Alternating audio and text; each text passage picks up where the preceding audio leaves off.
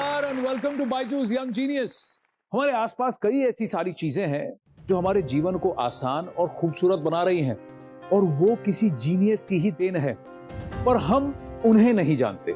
लेकिन इस मंच पर जीनियसेस को डायरेक्ट आपसे मिलवाया जाता है ताकि आगे चलकर उनके आविष्कारों के साथ साथ आप उन्हें भी याद रखें।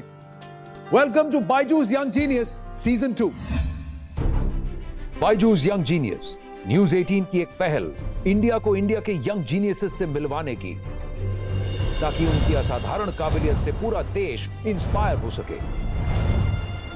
भारत के कोने कोने से हमने ढूंढ निकाले हैं कई बेमिसाल यंग जीनियस और उनमें से सबसे खास को चुना हमारी अमेजिंग जूरी ने। Actor, dancer and politician Hema Malini, national badminton coach Pullela Gopichand, musician Shankar Mahadevan, author Amish Tripathi, Amul CEO doctor Sodhi and director of DRDO Anil Mishra. अलग अलग फील्ड्स में अपनी प्रतिभा के झंडे गाड़ चुके ये यंग जीनियसेस अब आ रहे हैं अपनी कहानियां आपके संग बांटने।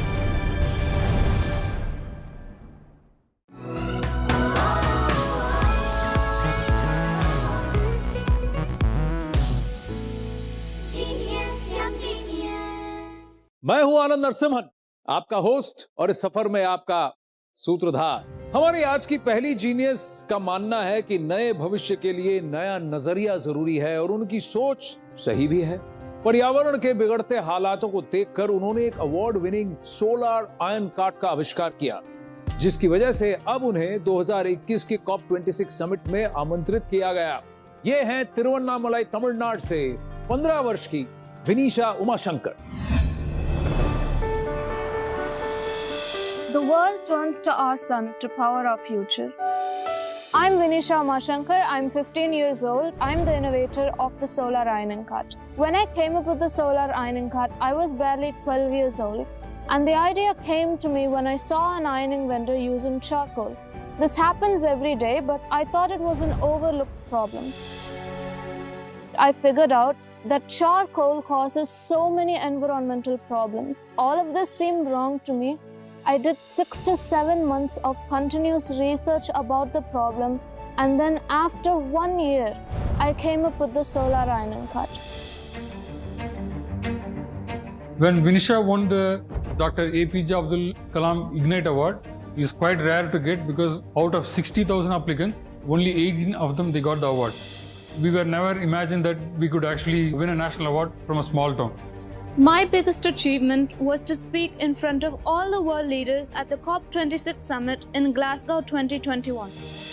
I'd like to curb our energy crisis and make the world a better place to live in for our future generations. Hi Vinisha. Hi. Vanakkam Vinisha. Vanakkam. Come sit. Tell me, this solar iron cart, how did you get this idea? As I started learning more about environmental issues in grade 7 at school, it made me think, is using charcoal to iron that sustainable?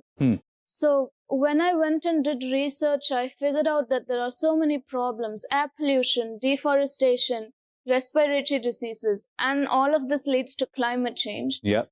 Knowing that fact, it made me think that at least I know that it's wrong. I should do something about it. So I went ahead and did some research about how I could improve this and how I could make it more environmentally friendly. And that led me to invent the solar ironing cart. How long did it take? That took me about a whole year to finally finish just the development of the solar ironing cart. My God. अब हम आपको किसी से मिलवाना चाहते हैं. This person is also somebody who's very impressed with you. ये खुद भी किस जीनियस से कम नहीं है. Please welcome the former coach of the Indian men's cricket team, ace commentator and a man who I have great respect for, Ravi Shastri.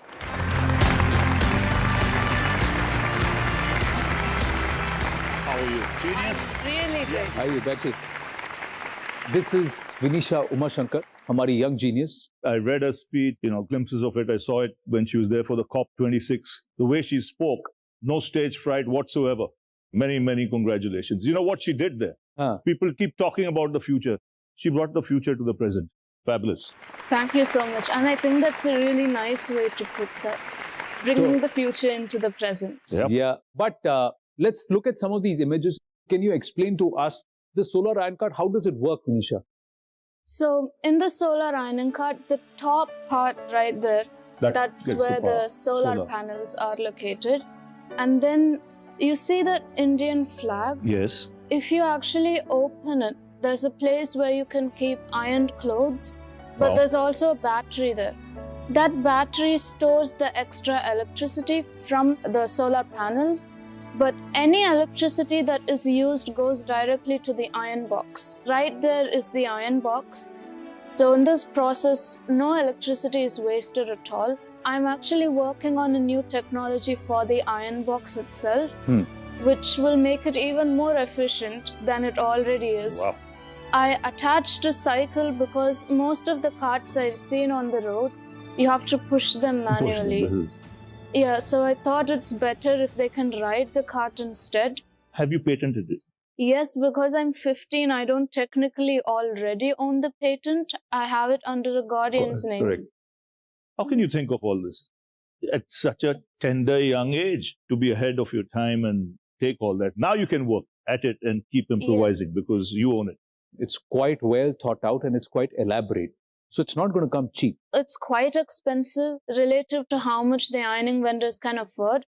But I actually saved 45,000 after building the prototypes. It does seem like a lot of money to invest in at one time itself. But if you actually see, they spend around 200 rupees every day to get charcoal. And that's expensive if you look at it in the long term. Instead, if you invest in just one solar ironing cart, it lasts you over 25 years with little to no maintenance at all. I actually calculated which is better, how much do you get to save. I think with the solar ironing cart, you only incur about 8 rupees as a profit, but with the charcoal-based irons, it's 0.68 something. This is a 30-year-old head sitting on a 15-year-old shoulder. Absolutely. True. इसीलिए आप young genius हैं. But what's your plan? What do you want to do going forward? So going forward for the solar ironing cart is definitely manufacturing. The customers are the ones who will give life to your idea in the first place. But now tell us about this climate summit COP26. How I got this opportunity was through the Earthshot Prize that's being conducted by the Duke and Duchess of Cambridge. I was fortunate enough to be one of the 15 finalists, and they had invited all the 15 finalists to take part in COP26 happening in Glasgow. COP26 summit मतलब United Nations Climate Change Conference जो Glasgow United kingdom में 2021 में हुआ था. इस summit में climate change पर चर्चा करने के लिए दुनिया के सारे बड़े-बड़े लीडर्स आए थे, इंक्लूडिंग हमारे प्रधानमंत्री ही. और ऐसे बड़े मंच पर हमारी इस यंग जीनियस ने अपनी बात रखी. उनको ये मौका मिला, ये अवसर मिला. Were you one of the youngest? Yes, I was 15 and everybody else were like adults having a well-established company. Weren't you nervous? Actually, I was nervous before going on stage, but once I went on stage and got a read of the audience, I was completely fine actually. You know why? She was so confident, self-confident about what she had achieved, what she had invented. In such situations, you actually want that stage. Yeah. And you actually want to start speaking. True. So Bill Gates, Anand Mahindra, Sadhguru, they all tweeted about you. Shashi Tharoor, Prime Minister Narendra Modi, there's so many others who tweeted about your innovation and what you said and what you did.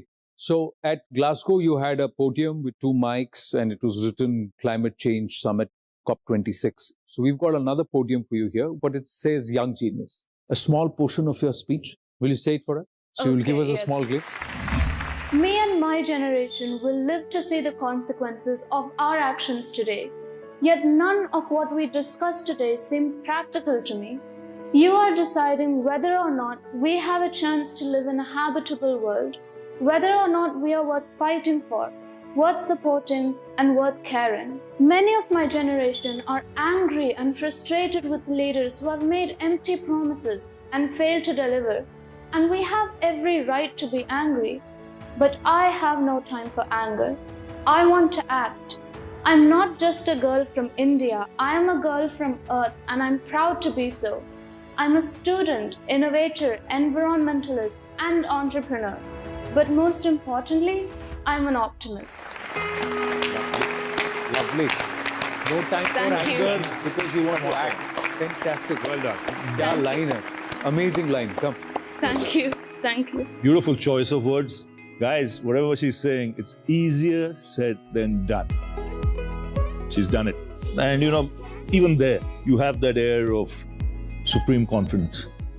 Which is good. It will stand you in good stead in the years to come. Thank you so much. Vinisha, wonderful meeting you. We've got something special.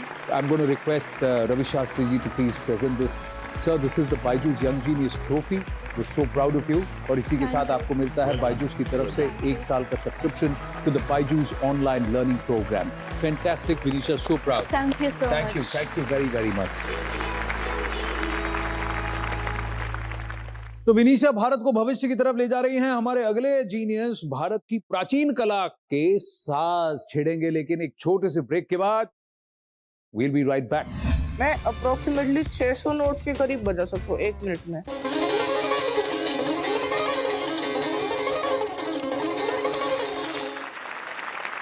Covid का ये काल जो है आपके लिए, आपके परिवार के लिए थोड़ा कठिन रहा है। जब हमारे पूरी फैमिली को कोविड हुआ था, हम सब पॉजिटिव थे। हाँ। और तब कोविड की वजह से दादा और पापा की जान गई थी। अब मैं उन्हीं का सितार बजाता हूँ और मुझे सितार को आगे जाके वर्ल्ड लेवल पर हर जगह बजाना है। पंतप्रधान एडवर्ड हेगर यांनी शुक्रवारी त्यांच्या देशाला युक्रेनच्या सीमेला भेट दिली, कारण युक्रेनियन नागरिक युद्धाच्या भीतीने मोठ्या संख्येने देश सोडून सीमेपर्यंत येऊन पोहोचलेत। हेगर म्हणाले की युक्रेनियन लोक स्लोवाकियामध्ये सुरळीतपणे प्रवेश करतायत आणि याची खात्री करण्यासाठी आणि ते त्यांच्या मंत्रालयाचे सदस्य चेकपॉइंटवरती होते।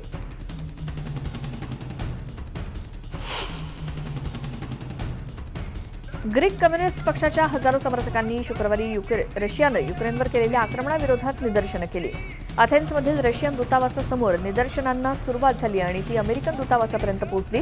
या युद्धाचा जगभरातून निषेध केला जातोय।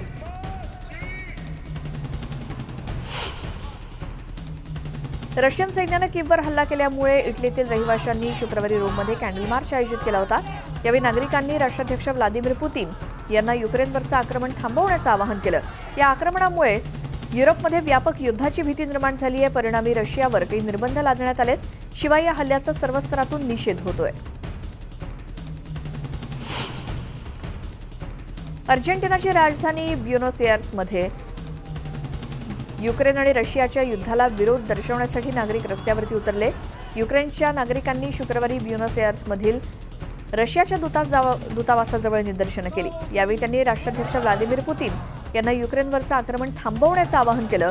या युद्धामुळे युरोपमध्ये युद्धजन्य परिस्थिती निर्माण होत असल्याची भीती लोकांना वाटते आणि पुतीन यांच्यावरती थेट निर्बंधांसह नवीन आंतरराष्ट्रीय प्रयत्नांना चालना मिळाली आणि रशियाची युक्रेनवरील हल्ल्याची सुरुवात गुरुवारी झाली। प्रथम त्यांनी शहरं आणि लष्करी तळांवरती क्षेपणास्त्र हल्ले केले, त्यानंतर पूर्वेकडील भागाला लक्ष्य करत सैन्य तैनात केले।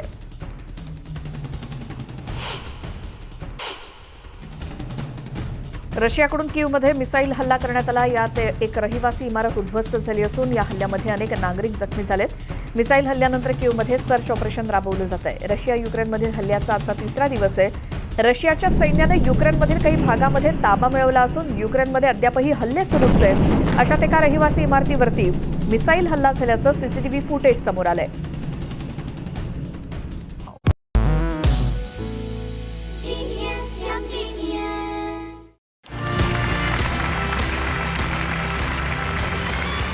Welcome back to Byju's young genius. हमारे अगले जीनियस बहुत छोटी सी उम्र में बहुत बड़ी जिम्मेदारी संभाले हुए। सितार वादन में सबसे प्रसिद्ध घरानों में से एक जयपुर सेनिया घराने के चश्मो चिराग सितार में महारत हासिल कर चुके हैं। अपने घराने की शान बढ़ाते ये हैं दिल्ली से अधिराज चौधरी। मेरा नाम है अधिराज चौधरी और मुझे सितार बजाना बहुत पसंद है। सितार मेरी लाइफ में आया जब मैं 6 साल का था। मैं अपने घर का 3rd जनरेशन सितार प्लेयर हूँ। हम जयपुर सेनिया घराने से है, जिसका चलन मसीद सेन जी ने करा। हमारे घराने का जो सितार होता है वो 17 फ्रेट का होता है। अधिराज अपने एज के हिसाब से काफ़ी अच्छा बजाता है, जैसे लगता है कोई एक्सपीरियंस कोई सितारिस्ट ऐसा अपना परफॉर्म कर रहा है।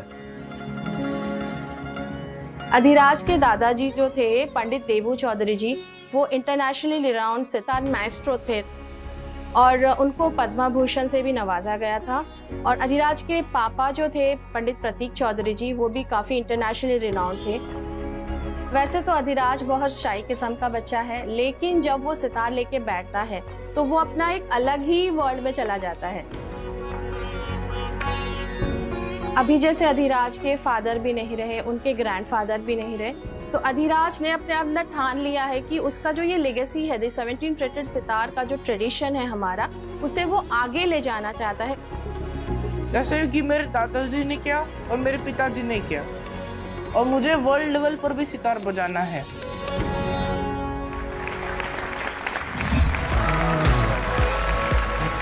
नमस्ते अधिराज। नमस्ते जी। कैसे हो? ये बहुत अच्छा। आइए बैठिए। आप सितार बजा रहे हैं इतनी छोटी सी उम्र में? जी, मैं सितार बजाता हूँ जी, छोटी सी उम्र में, वो भी 17 फ्रेटेड सितार, जो हमारे ट्रेडिशन का सितार है, सैन्य घराने का। आप अपना सितार लाए हैं? जी, मैं अपना सितार भी लाया। तो आप जरा हमारे दर्शकों को और हमको जरा समझाएं, ये 17 फ्रेट सितार क्या होता है? जी, फ्रेट्स हो गए ये, जैसे अभी मैं 17 फ्रेट्स बजा के सुना देता हूँ।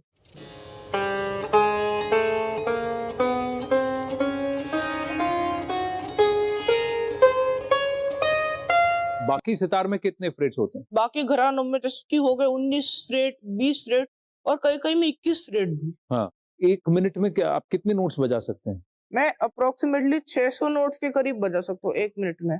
1 मिनट में 600 नोट, यानी 1 सेकंड में 10 नोट? जी, अप्रोक्सीमेटली। अरे बाप रे, जरा थोड़ा बजा के दिखाएंगे?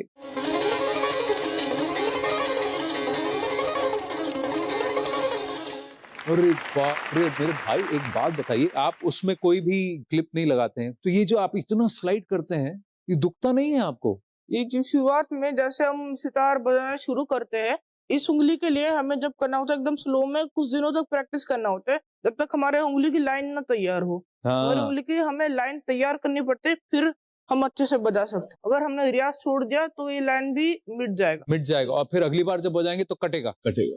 तो उसमें दर्द भी होने लगेगा थोड़ा बजाते वक्त, अगर ये लाइन नहीं रहा तो। ये जो तस्वीर है, ये तस्वीर कब की है बताइए अधिराज? जब मैं छोटा वो करता था, 3 से 4 साल का, हाँ। तब मुझे अपने दादाजी का सितार बहुत अच्छा लगता था, उसका टोन बहुत अच्छा लगता था। मैं ये चाहता था कि मैं उनका सितार बजाऊं, पर वो बोलते थे कि नहीं, आप मेरे सितार मत पकड़ो, आप तार हार तोड़ दोगे, ऐसे बोला करते थे। पर फिर भी मैं मानता नहीं था पहले। कभी ऐसा हुआ कि आपने उनके तार तोड़े? जी, कभी ऐसा तो नहीं हो, पर तार मैंने उनके बहुत बार डिट्यून कर दिए। डिट्यून कर दिए? मुझे 1-2 बार डांटा भी, पर उनकी डांट भी मुझे अच्छी लगती है जी। तो आपके हीरोज तो घर पे ही थे? जी, आपके ग्रैंडफादर, आपके पापा, सब ट्रेनिंग उनसे ही लिए? ट्रेनिंग तो मैंने ग्रैंडफादर से ली और मैंने अपने पिताजी से भी ली। हाँ। आपको पता है इनका नाम रवि शास्त्री कैसे पड़ा?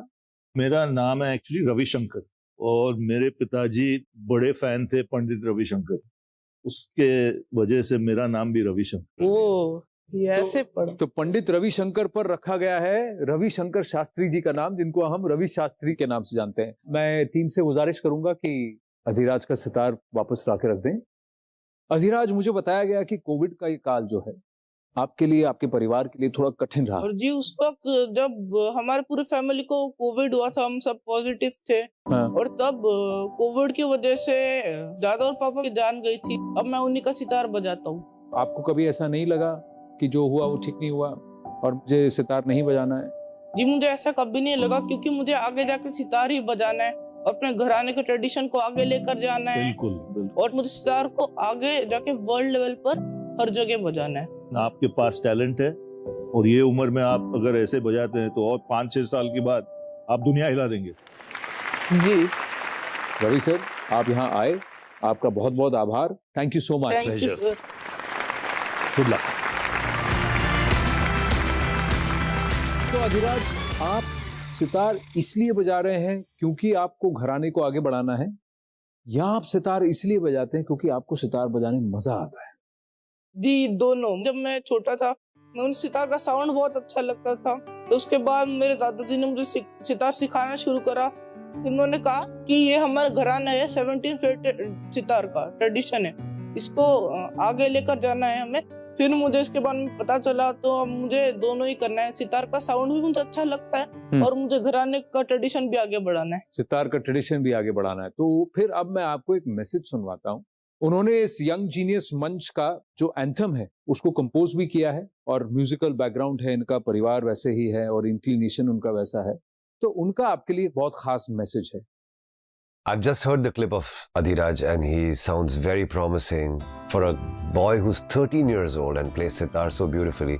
I can see it in his eyes that when he plays sitar, he plays it with so much passion and so much love that this truly will be his passion and his joy for the rest of his life. But for now, he's really making his gharana very, very proud. His father and his grandfather would be blessing him from heaven. I'm so touched to see that he continues his family's legacy.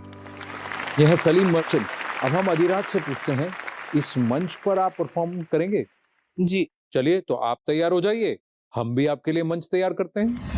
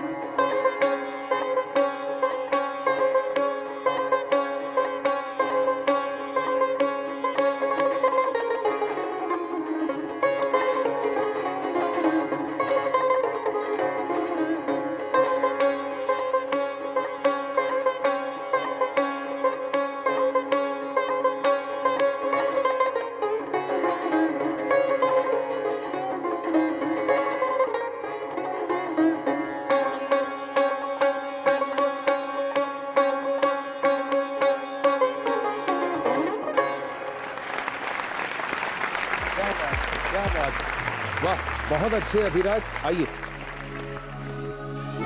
आइए, यहाँ आइए। ये है Byju's young genius की trophy है, तो आप सितार बजाने के साथ साथ पढ़िएगा भी। ठीक है, पढ़ना भी जरूरी है। पढ़ना भी जरूरी है, बिल्कुल। और इसके साथ आपको मिलता है बायजूस की तरफ से 1 साल का subscription to the Byju's online learning program. Congratulations, wish you all the very very best. बहुत अच्छा लगा, थैंक यू वेरी मच। एक जीनियस अपने संगीत से सबको मोहित करता है, तो एक जीनियस अपने आविष्कारों से आने वाला कल सुरक्षित करती है। विश्व में भारत देश का परचम फैलाते ऐसे ही और भी जीनियसेस आएंगे अगले हफ्ते। तब तक के लिए जिंदगी की किताब में कुछ नया लिखिए, हमारे यंग जीनियसेस जैसा कुछ आप भी कीजिए। नमस्कार। तो 2 बार MIT ग्लोबल एपाथॉन जीत चुकी ये विजेता जोड़ी उमाशंकरन और जसित नारंग। कौन सी उम्र में सीखा तुम लोगों ने? 9-10 साल। हमें पीपल्स चॉइस में फर्स्ट मिला फॉर 2 consecutive years और जजेस चॉइस में 4th मिला। अनबिलीवेबल। 10 साल का एक बच्चा इंडिया और श्रीलंका के बीच बनी हुई पार्क स्ट्रीट को पार कर गया। ये है जय Jaswant. Are you satisfied? Not. He needs to go more. Forward, na? I want to make him a Olympian and a defense officer. Let him do service for India. Salute है आपको।